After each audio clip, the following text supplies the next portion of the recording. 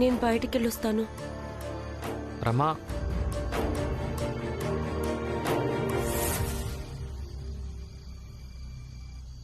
రమా, భీమ్ అడిగింది నిజమే.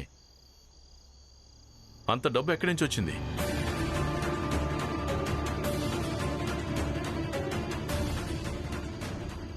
మావయ్య, తన ముందు అడగొద్దు.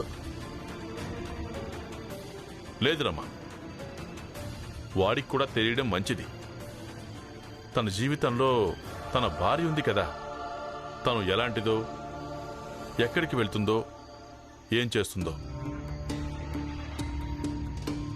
రమా, భీమ్ అడిగిన ప్రశ్నలకు జవాబివ్వు.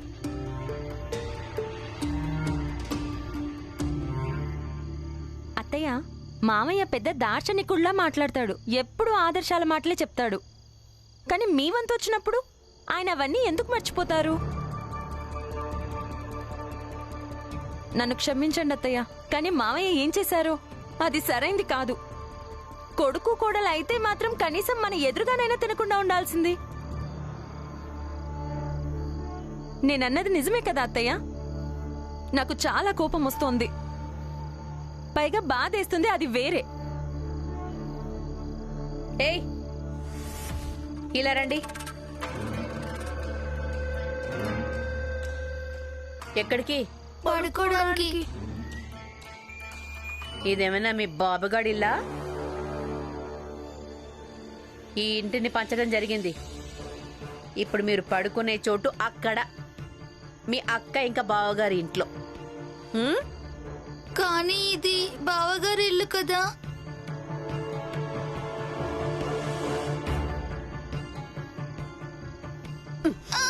ఏంటే ఇది మీ బావగారిలా? పంపకాలంటే అర్థం తెలుసా? విడివిడిగా ఉండడం. ఇక వెళ్ళిపోండి ఇక్కడి నుంచి.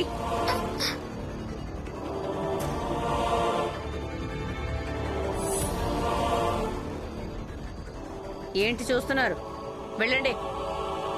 పదా.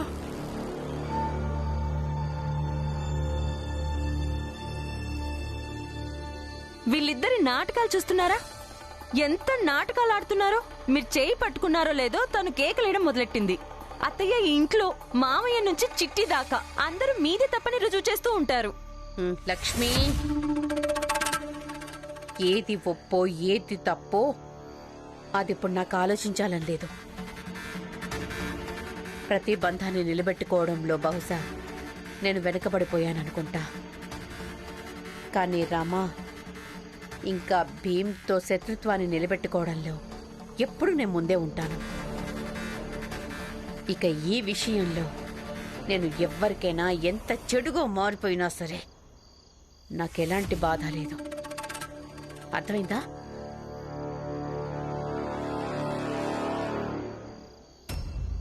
రమా, భీముకు చెప్పు. నేను చెప్తాను.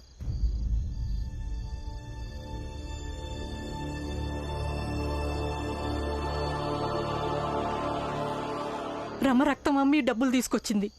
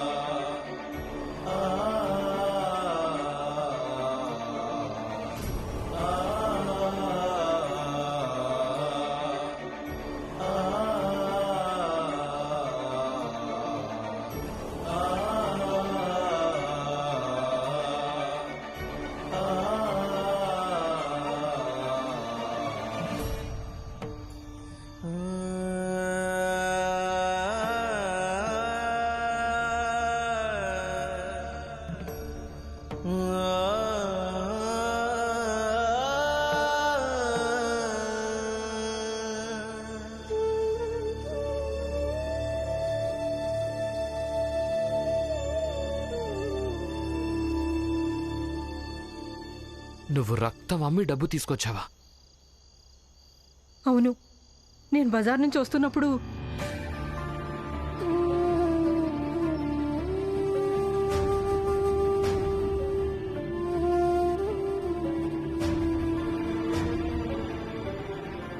ఇదిగోండి మీ డబ్బులు.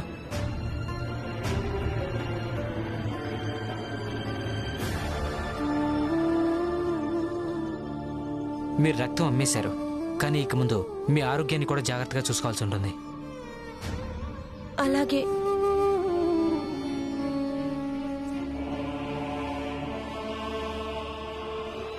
రమ తన రక్తం అమ్మేసిందా?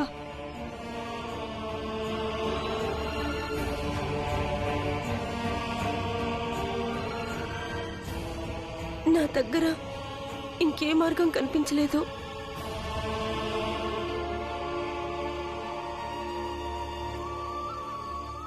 అందుకే అప్పటి నుంచి నువ్వు నా ప్రశ్నను దాటేస్తున్నావా? నువ్వంత పెద్దదానివైపోయావా? నీ మనసుకేది తోస్తే అదే చేస్తావా? నువ్వు నీ రక్తం అమ్మేసి డబ్బులు తీసుకొచ్చావా?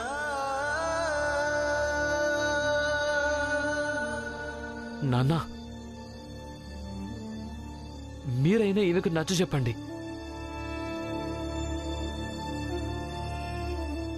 ఈమె రక్తం అమ్మి డబ్బులు తీసుకొచ్చింది. ఇలా ఏర్పాటవుతుందా మన సంసారం? మామూలుగా ఎప్పుడు తోడుంటానని చెప్తూ ఉంటావు కదా,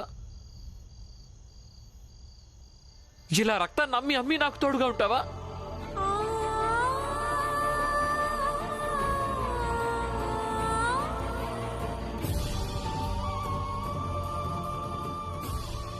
భీమ్,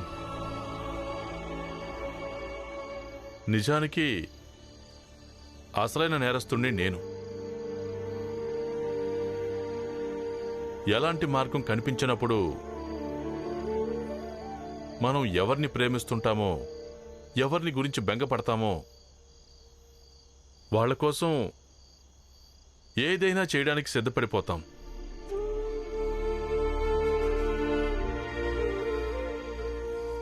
కావాలంటే ఆ మార్గం ఒప్పే కావచ్చు, లేదా తప్పవచ్చు.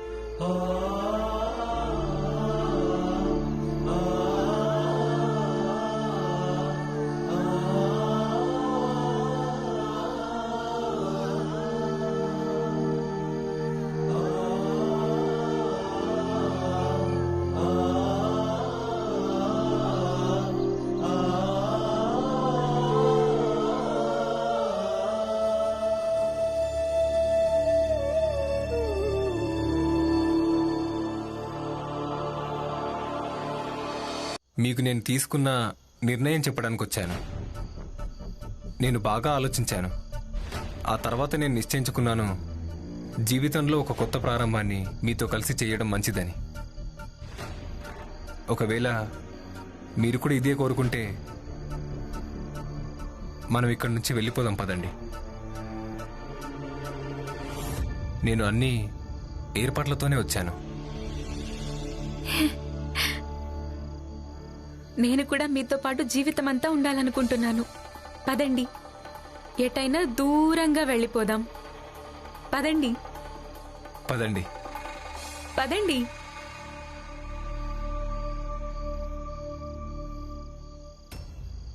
నాన్న ఎందుకు అలా అన్నారు? వీటన్నింటికీ ఆయనే బాధ్యుడని. ఎందుకంటే ఆ రోజు మంజుల వదిన గొలుసు తాకట్టు పెట్టినప్పుడు దాన్ని విడిపించడం కోసం మావయ్య దగ్గర డబ్బులు లేవు. ఆయన కూడా తన రక్తం అమ్మారు.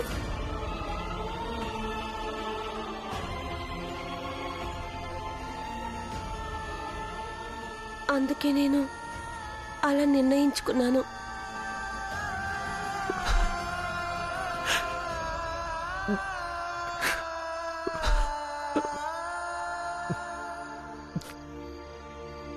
నాన్న కూడా రక్తాన్ని అమ్మాడా?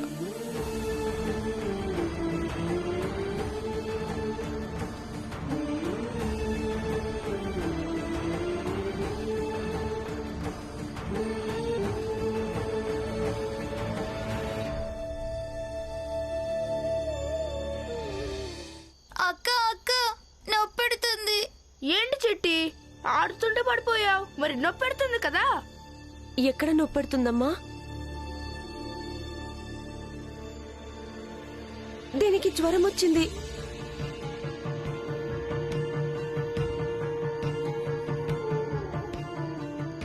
శంకర్, చిట్టి, మీరిద్దరు ఎక్కడికి వెళ్ళారు? బయట ఆడుకుంటున్నాం. ఏమైంది చిట్టి? నిజమేంటో చెప్పు నాకు. బావగారు మేము ఆడుకునేటప్పుడు నాకు నిజం చెప్పు, అబద్ధం కాదు. బావగారు, మా ఇద్దరికి ఏమనిపించిందంటే మేమిద్దరం ఏదైనా పని చేద్దామని. ఎందుకంటే మీకు అలాగే అక్కకు కొంచెం సహాయం చేయొచ్చని. అందుకే మేము పని వెతుక్కోవడానికి వెళ్ళాం.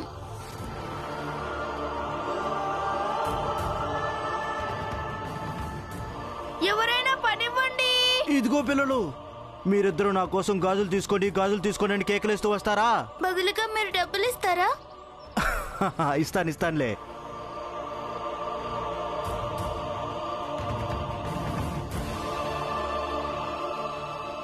గాజులు తీసుకోండి, రంగురంగుల గాజులు తీసుకోండి.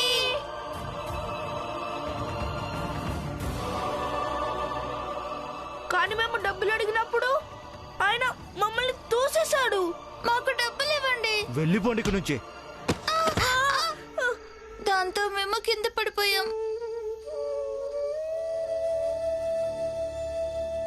ఇదంతా చేయాల్సిన అవసరం ఏమొచ్చిందిరా మీకు?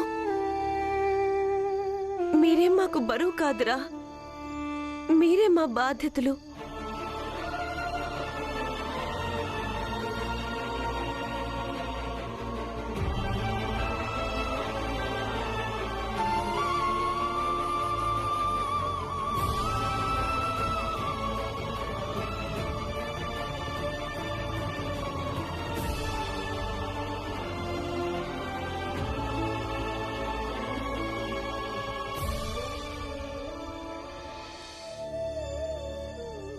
మీరిద్దరు ఇక్కడే పడుకోండి. అలాగే మీరు అక్కడికి వెళ్ళడం ఆవిడకి ఇష్టం లేకపోతే వెళ్ళకండి. ఆవిడ చెప్పినట్టే ఈ ఇంట్లో పంపకాలు జరిగాయి.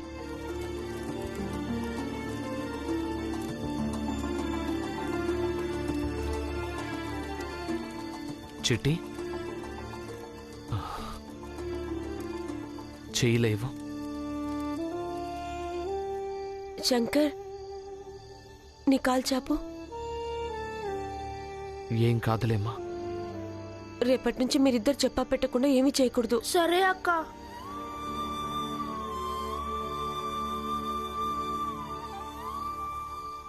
ఈ రోజు నుంచి ఆ భాగంలో మీరుండాలి. అలాగే మీ వంట విడిగా వండుకోవాలి. రమ వచ్చిందంటే గిన్నెల్లో కూడా వాట అడుగుతుందేమో. తన వాట కింద చిన్న గిన్నె కూడా ఇవ్వను. తన భర్త సంపాదించాడా లేకపోతే తన నాన్న?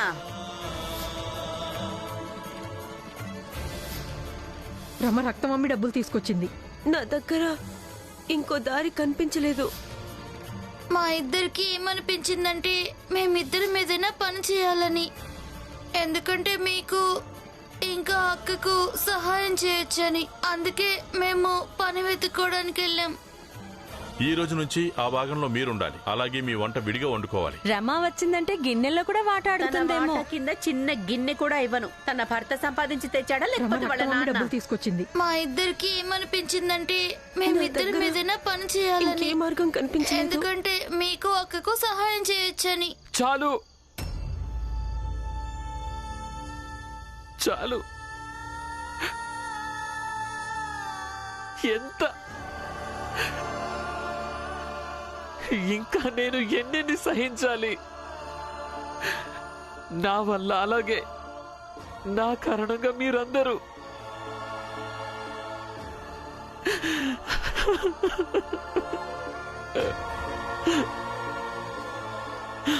అసలేం జరుగుతోంది? మా నాన్న, నా భార్య నా కోసం రక్తం అమ్ముతున్నారు.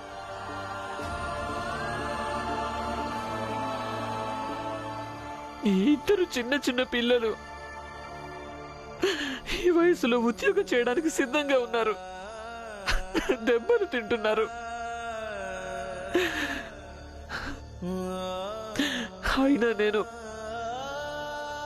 అయినా నేనేం చేయలేకపోతున్నాను. నేనెందుకేమి చేయలేకపోతున్నాను?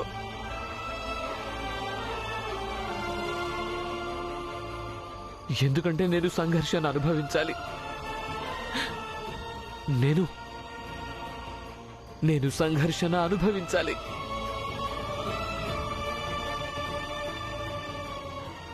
అంటే ఈ సంఘర్షణకు మూల్యం నిజంగా ఏ రకంగా చెల్లించుకోవాలా?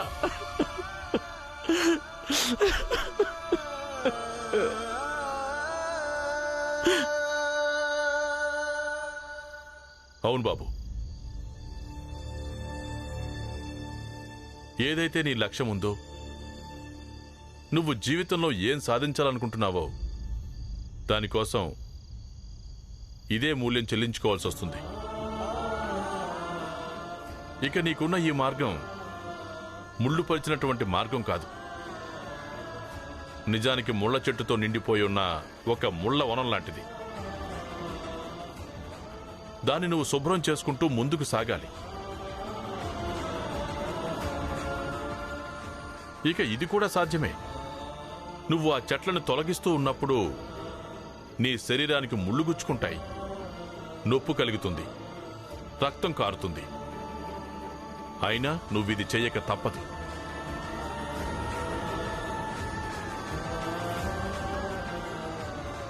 నీకోసం, నీ జాతి కోసం, నీ సంఘం కోసం ఈ సంఘర్షణ నువ్వు అనుభవించక తప్పదు. నేను సంఘర్షణకు నిరాకరించటం లేదు నాన్న. ఇక ముందు కూడా ఎప్పుడు నిరాకరించాను. కానీ ఏమేం నేరం చేసిందని, ఈ పిల్లలు ఏం నేరం చేశారు నాన్న? ఇవి చేసిన నేరం ఏంటి? నా భార్య కావడమేనా? ఈమె ఇంత దుఃఖాన్ని, ఇంత బాధల్ని నా కోసం ఎందుకు అనుభవించాలి? నేను ఇవన్నీ భరించలేకపోతున్నాను. నేను ఇంకా భరించలేకపోతున్నాను.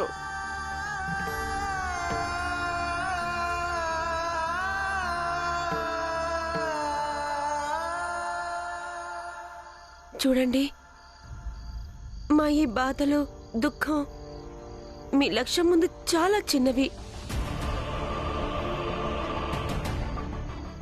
అలాగే మీ లక్ష్యం చాలా పెద్దది.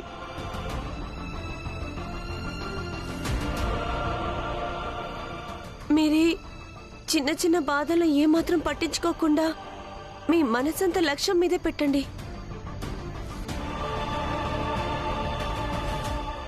భీమ్, దుఃఖాలు, కష్టాలు మన జీవితంలో భాగాలు. మన విషయంలో ఇవేవి కొత్త విషయాలు కావు కదా. చూడు భీమ్, మేమంతా నీకోసం ఏమైనా చేయగలం. అవును బావగారు. మేమందరం సిద్ధంగా ఉన్నాం.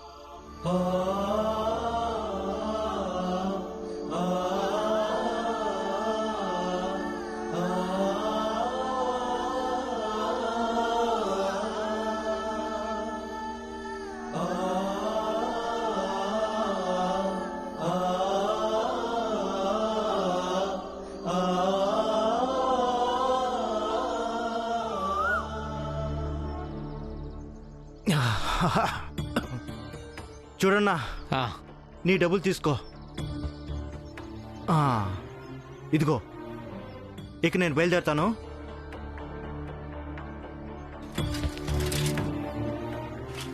గాజులు తీసుకోండి, గాజులు.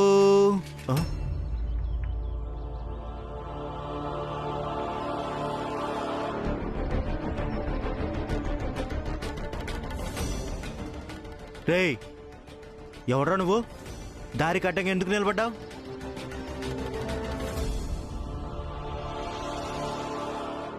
ఓహో, వీళ్ళ తరపున వచ్చావా నువ్వు? కాదు, మీకు వ్యతిరేకంగా వచ్చాను.